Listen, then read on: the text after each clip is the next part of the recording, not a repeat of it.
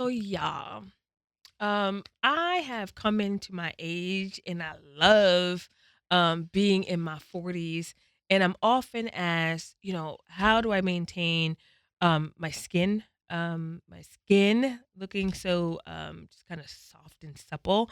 And then also, what do I do to stay healthy? And for my skin, it's a kind of simplistic routine.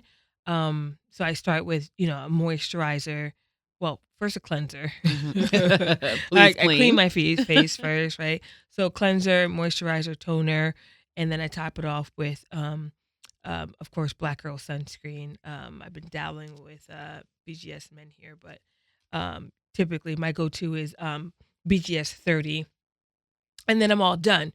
But I attribute that to only 25% of what my skin looks like. The other 75% is broken down as such. So my diet, um, the people I keep around me, my energies, Hmm. and then genetics. So in terms of bringing it down to the rest of the body, I kind of use a similar formula, right? So not that it's the skincare, but it is the products that I use. There are products that can make your skin glow Hmm. in the shower, out of the shower. So I stay moisturized. I put Vaseline on my heels. I know this is old school, but Vaseline on my heels, and then I wear socks. And then even, my diet, what is going into my body, and then of course the genetics, and then the people around me, because they can either, influence you to eat up or down, if that makes sense. So the next person that we're gonna have on Shamelessly Shontay today is gonna talk about being healthy. Because he has just a regimen, and it has been educated on health and nutrition. So, I believe that Black Girl Sunscreen is in the health space. We are an OTC product, meaning we are a drug, and we are here to prevent, um, melanoma and burns. So for us, like, these type of conversations align with um, health and well being. So, Francis, what is going on at Black Girl Sunscreen? I'm so glad you asked, Shantae. Yes. So, you see the shirt that she's wearing, Mhm. BGS Men. Yes. Yes, show the shirt. So, I'm here to talk to you guys about BGS Men. For our male listeners, you should be using BGS Men every single day. It's an SPF 30. It'll keep your skin moisturized, protected, and looking amazing this holiday season. And we're going to keep it real simple for you, okay? Shower, cleanse your face, all that good stuff. And when you're done, put the BGS Men on. You want to put it on every piece of exposed skin, okay? So your face, your neck, your ears, don't forget your hands. Just because we are now in the wintertime, the sun is out every single day. It may be cloudy, it may be overcast, it may even snow. But guess what? You still need to protect your skin because the sun is out every day, even if you don't see it. Yo, Yeah. Francis, we have an amazing person sitting next to us right now. I would love to give him a formal introduction. Who do we have? Okay, sure. So today we have with us an actor, content creator, and attorney known for his multifaceted career and passion for wellness. He has built a platform that celebrates health, fitness, and authenticity, breaking stereotypes as a vegan bodybuilder and advocate for underrepresented voices. With his podcast, Wander Well, he dives into thought provoking conversations on living a balanced, purpose driven life. Please welcome Mr. Shaka Smith. Woo! We're gonna give him some applause on that. Thank you, guys. Shaka, I don't even know where to start because you are so multifaceted. But I will go back to the day that we met, which was at our BGS Men's launch party. Yeah. And you were there just giving vibes, giving energy, talking about you should have been part of the campaign. I know that's right. So what were your thoughts about the event? It was lovely. It was well put together. For me, it's just always nice to see Black people come together and and really honor each other and like really show each other off. And so that was just the vibe of the event, and I love that. Okay. Now you are a man of many events. I see you all over. How are you getting? You went to the Emmys, right? Yeah, yeah. How are you getting these invites? I've just been here about 10 years now, and Mhm. you just meet people, and you're authentic and genuine, and over time, if you're still here, that's the main thing. remain in LA, don't go home. If you're still here, people say, "Oh, we got this going on." They remember who you are, and like they connect with you. So No, but you're making it sound real easy though, because the Emmys is not just a ticket that you get. I mean, some of these events are just not. yeah, I try to make sure I'm in, to surround myself with the right people. I'm in the right Mhm. spaces, and that just takes time. So yeah. Okay. And where's home for you? Because you said you're not going back home. Oh, well, I live in Miami, but I go to visit, so I love home. I do love home, but in terms of the entertainment industry, LA is the place to be. Were you born and raised in Miami? Yeah. Okay. In like Jackson Memorial? Yeah. How do you know? How do you know? Because I spent 12 years in Oh. South Florida. So what neighborhood are you from? Miami Lakes. Miami Lakes. Yeah. Okay. Does it go by Miami Gardens now? Yeah, you know exactly where. Mhm. So you came here 15 years ago? No, 10 years, about 10 years ago. 10 years Yeah. ago? And like, what was that like main decision on why Los Angeles? Well, I always wanted to be an actor. I always wanted to pursue the entertainment industry, and I thought for some reason I wouldn't get into college. So my plan was to like leave high school, like once I graduated high school, come out here at that point. Mhm. Got into college, and then of course when I got at the end of college, you get cold feet. You're a bit older now. You're not ready to take those risks the way you were before. So let me go to law school real quick, and then after that, I drove out. Not I real love, quick. yeah, I love how you downplaying stuff, talking about I wasn't sure if I was gonna get into college. So you are Ivy League. Yeah, but I think part of that's because I was in Oh, and a pause. Wait, what? Can we own this stuff? Own it. Well, I think part of it was just I was an overachiever, and so. Okay. And, of course, my mom instilled in me, this is what you're going to do, right? So you had no, Caribbean parent, had no option. But in your mind, you're like, am I ever going to make it to this goal? So you just think it'll never happen, but I'm working to make it happen. Okay, well, you didn't go like during affirmative action. you got in, Yeah. you got in. So Yeah. talk to us about that experience. What was it like being in a very homogenous campus? Yeah. So I had grown up going to private schools, and I was very often the only black person in the room, Okay.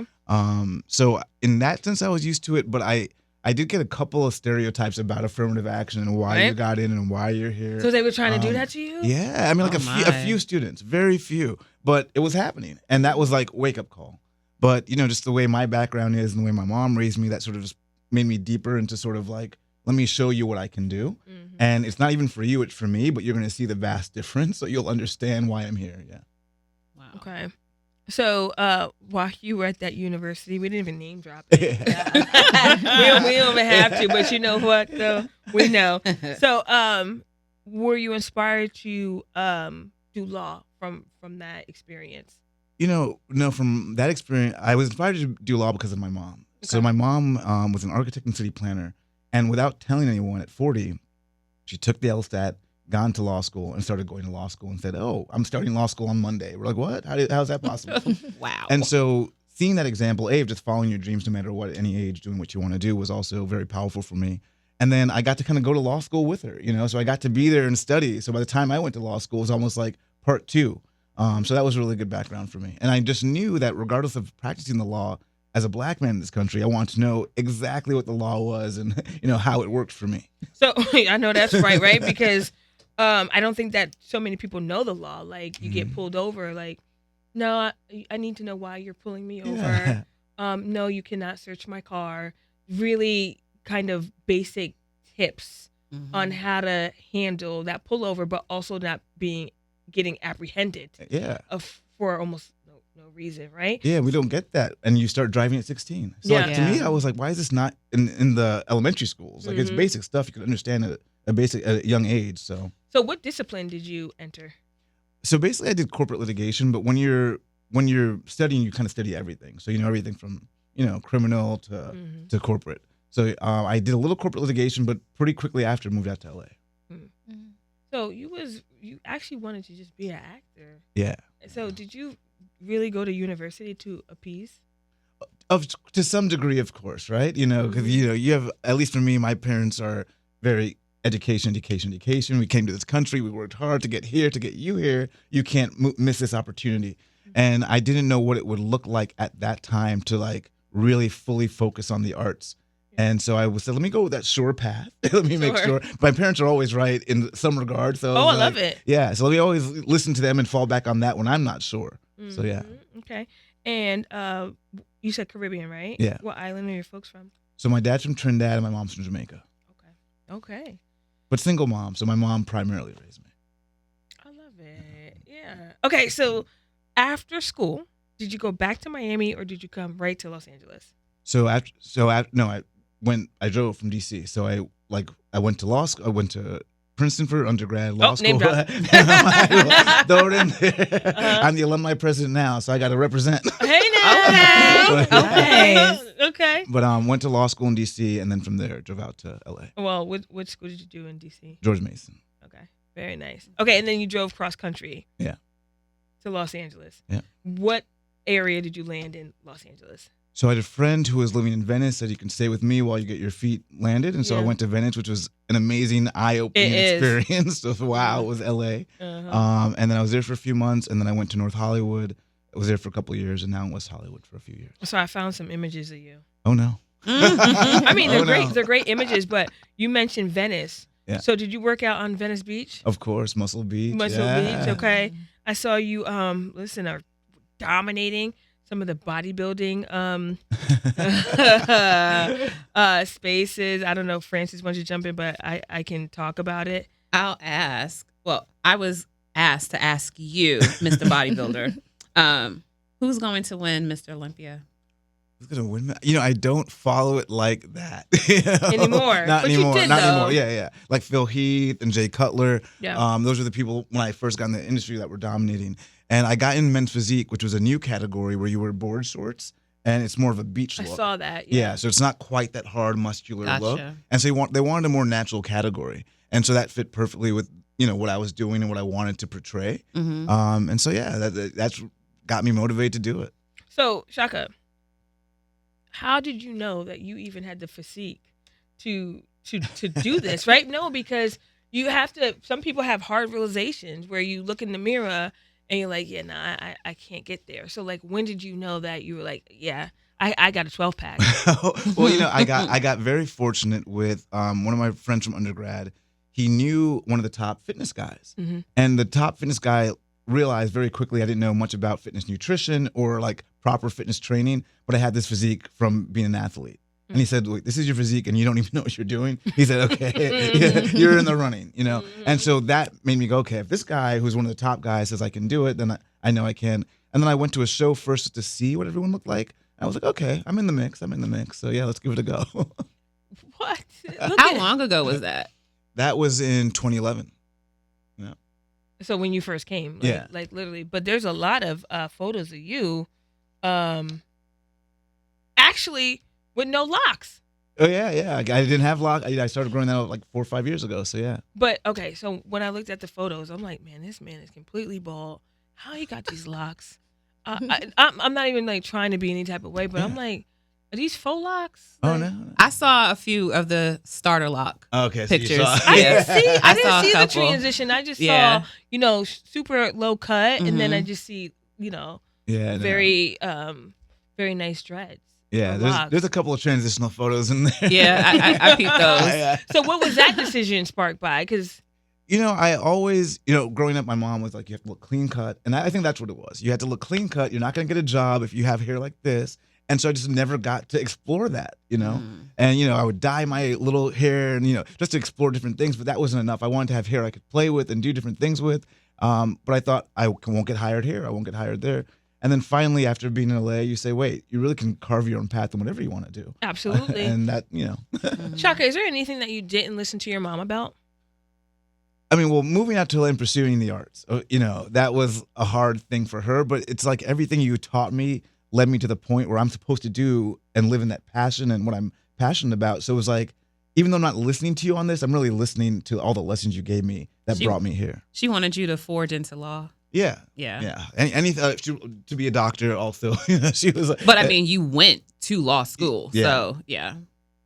Okay, so when have you stopped appeasing folks?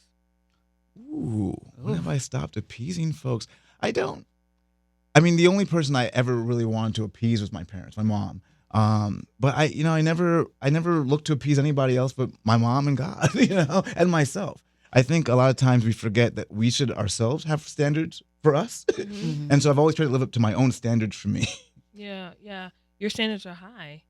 Because we talk about just kind of your upbringing and then the education and then even coming to Miami is a in my opinion a second tier city only because you have like New York and LA as like the top, and then I would say like Atlanta, Miami, DC as like second tier cities. But you made a huge decision to come over to LA knowing that it was going to catapult your dreams and career to this next level. Yeah. You're making huge decisions. So so now you're here, you're bodybuilding. You won like 10 competitions. Okay. And you don't even want to talk about that. But like, okay. So let's talk about something you do want to talk about. And is that acting? Yeah, I mean, well, I guess I want to talk about it all, but like for me, Wandering Well, the podcast is a community I'm trying to build. So it's more than just a podcast. It's a community of people that are working on self-care and building themselves up so that they can give back to other people. And I kind of just I kind of made that a mission of sort of my life, and what I want to do is make sure that not only are we taking care of ourselves, we're doing so in a way that uplifts the entire community, because what else are we here for but that, right? Mm-hmm. And so to be able to formalize that and create a community out of it, and to be able to walk in every day with that purpose and feed it, that's sort of kind of the life I've always wanted to lead, and everything after that is gravy. Mm-hmm. Do you feel like people are more excited to meet you, or you're more excited to meet folks? Ooh, well, I guess a little bit of both. When you're on social media, so people tend to be more excited to meet you, especially when you're in the bodybuilding world, and a lot of the stuff is about your body. So I've gotten some excitement. But I love meeting people, and it's almost like the weirder the better, or the more the weirder you said. Yeah, tell me more. I'm just curious about people and their backgrounds, and what motivates them, and how we can motivate each other in different ways to find that commonality. Mm-hmm. I was hanging out with someone yesterday, just met, sour attitude. But I was like, I want to know where that's coming from. I want to know what experiences shaped that, so that we can get to some sort of common area. So how do you say so vibrant? Give us 3 tips. I think it's my faith is what it comes down to. Okay. I'm just so led in that, this is where I'm supposed to be. This is what God has for me. I heard a quote a long time ago. I think Oprah said she had called Maya Angelou, was complaining about something. And Maya Angelou said, thank God. She was like, why would I thank God when this awful thing has happened to me? Because in that moment, that's the strongest sign of faith, because it's supposed to happen because it's going to lead to something better. Mm-hmm. And so I think even when bad things happen, I see those bad things as good. I go, God, I know you're going to make this some positive way for me, and I got to lean into that. So not everybody has faith. Yeah. Okay. So faith is your first way to kind of keep you upbeat. Give us a couple more. I would say, I've always found, what's the purpose of life if not to be happy? So I'm always going to find happiness in whatever is happening. Especially when it's something you cannot change. I invest myself in what can't be changed and what can be changed. And most of the times it's your attitude and how you look at things, right? Yeah. So maybe you can't change the situation or where you are or what you're doing, but how you view it and how you take it and respond. And so I always just lean into that. Shaka, tell us something that most people don't know about you. I think that I have hemophilia, which is a blood disorder that keeps your blood from clotting. So, a lot of hemophiliacs have trouble walking, or they have several injuries. And so people don't normally equate having that with a physique like mine. And so I always want to kind of dispel that stereotype and show people that we can be athletic, and that even in spite of sometimes what the doctors say, you can push it in a way that can be beneficial for you. So what does that look like, having that? Yeah, well, for me growing up, it was like an injury every week because I was trying to be active and play sports. Okay. But in that moment, we had self-infusion. And so, if I had a bleed, I had to infuse. There's some trips I couldn't go on because my knee was so swollen I couldn't walk. Or, I had to hop to school because, the ankle wasn't working the way it was supposed to work. But, fortunately, as kids, we're so resilient, so we just keep going. Yeah. And then treatment got better, so now I just do which is prophylaxis, a once a week treatment where I'm able to do it subcutaneously as opposed to the vein. Yeah, so it's manageable. And you don't let it hinder what you do. No, and it's once you live it with it for life, it's just part of, there's not like, oh, it was this way before and now I have to adjust. So I always just kind of lived with I'm going to do what I want and manage this the way I can manage it. Could it be like, can it cause death? Oh yeah, of course. If it's I didn't severe, know. yeah, it's severe enough, and without the medication. Okay. Before medication treatment was here, it was a death sentence in many ways. So I have a question for you, Shaka. Earlier you mentioned motivation, so I want to know what motivates you. I mean, I think just at this stage, I think it's just that passion for life and for finding that thing that what we all contribute to, that sort of that oneness within us all.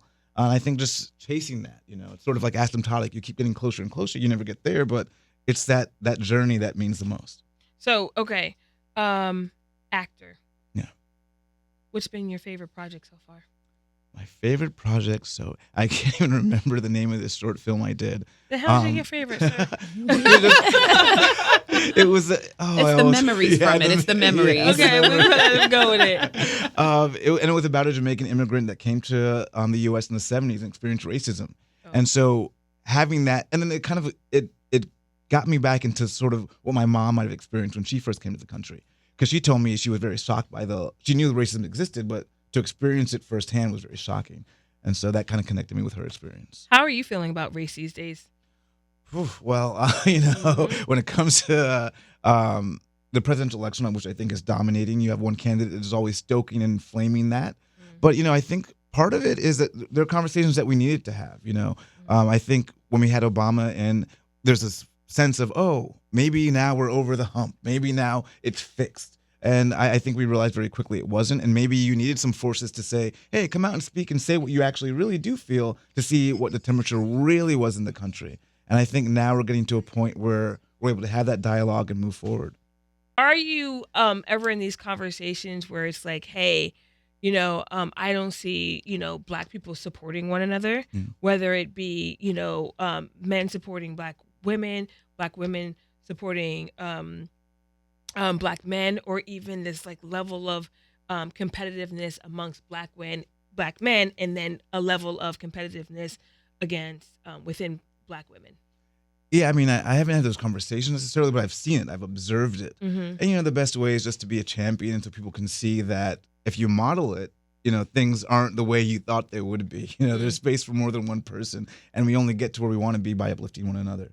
And so I think, but once you model it for people, sometimes it clicks right away because they see it, they feel it. And they go, wait a minute, what was I doing? Why was I having that sort of idea that we have to be competitors? So are you removing yourself from these types of conversations? No, I mean, if I'm there, I'm jumping in. But yeah. Okay. So Shaka, we heard about your favorite project. What is your dream project?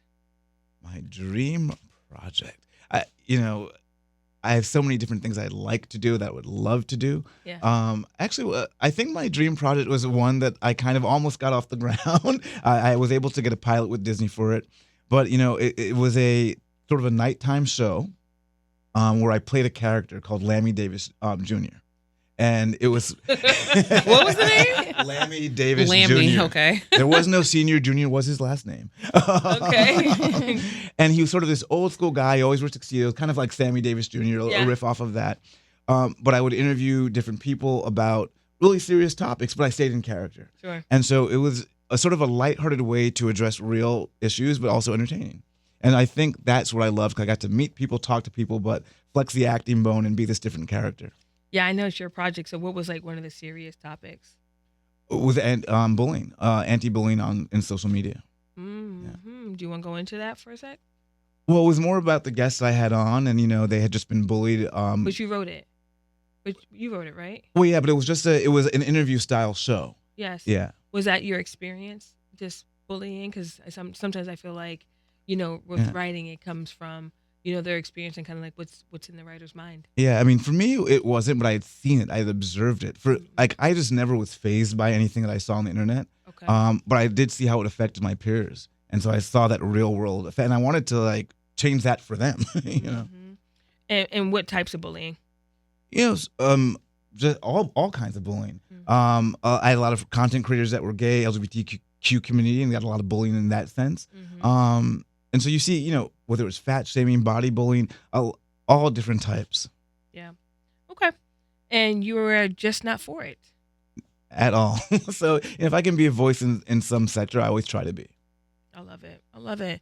Sky or Francis, I've just dominated this conversation. Complete domination. I'm so sorry because I just went right after the next. You're so interesting to me, Shaka.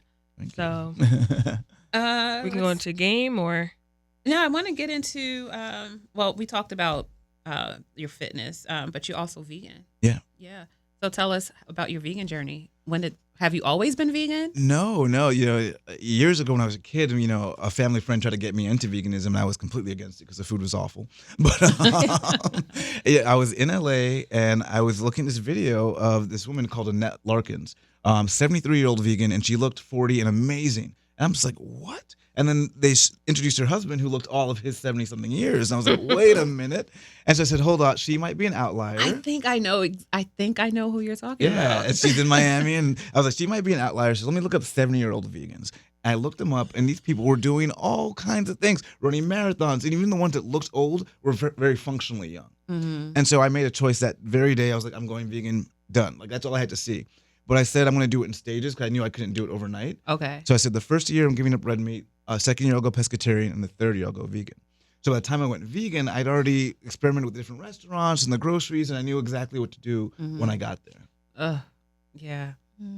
You got a VIP bracelet on. Where were you? It's just at a Global Asian Fest Creator Summit. Okay. This man making moves, eating vegan food while he at it. But at least now, though, it's a lot more progressive because people have recognized that there's so many different dietary restrictions, needs, and then preferences. And in LA, you get the same food you would have if you weren't vegan. You sound skeptical. I'm with her on that. I'm with her. Like, we should order some Postmates. I gotta have you guys some real good vegan food. I'm not doing it. There's some good options. You out tell there. me your favorite food, and I can tell you the vegan equivalent that's just as good, if not better. I don't even drink Diet Coke or Diet anything, sugar-free, nothing.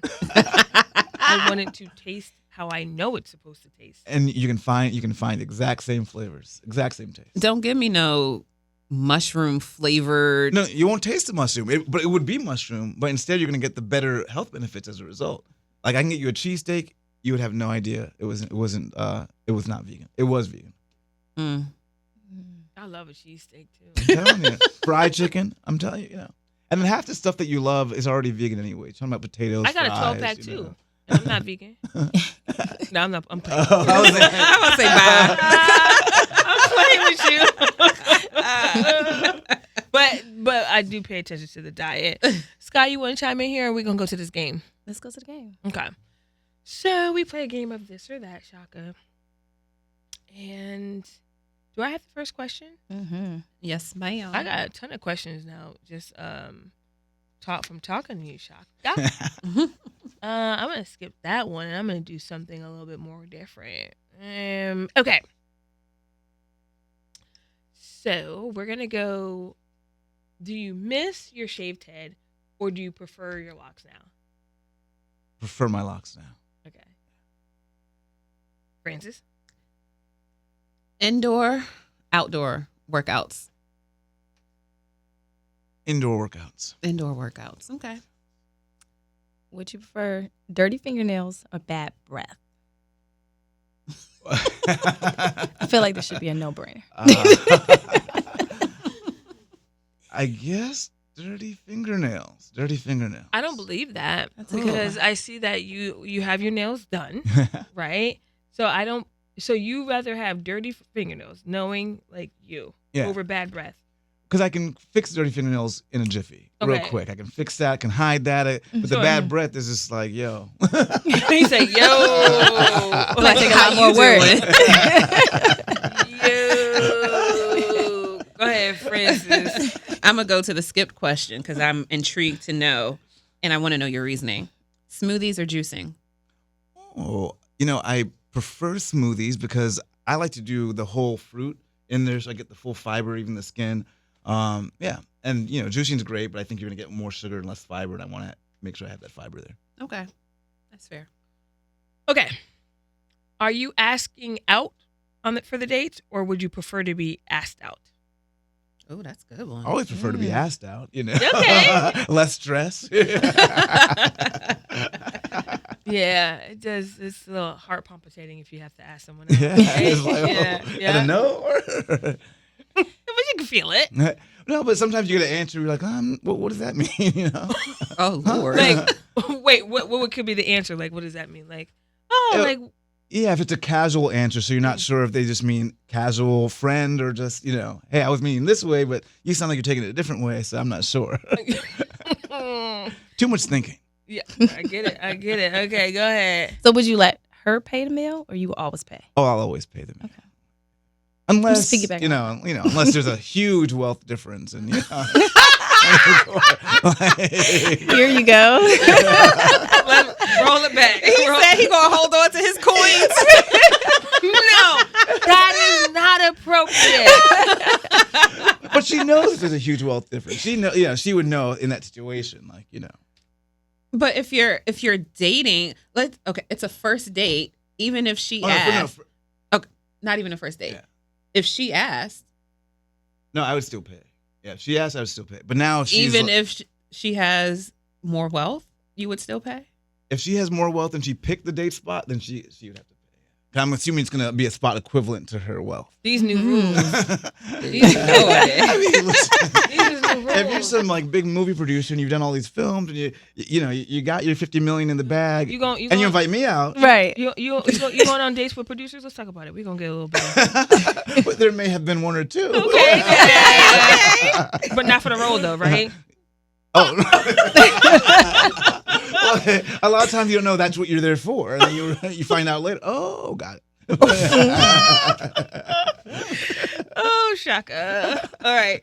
I feel like I know the answer to this, but I'll ask anyway. Miami or Los Angeles? Miami.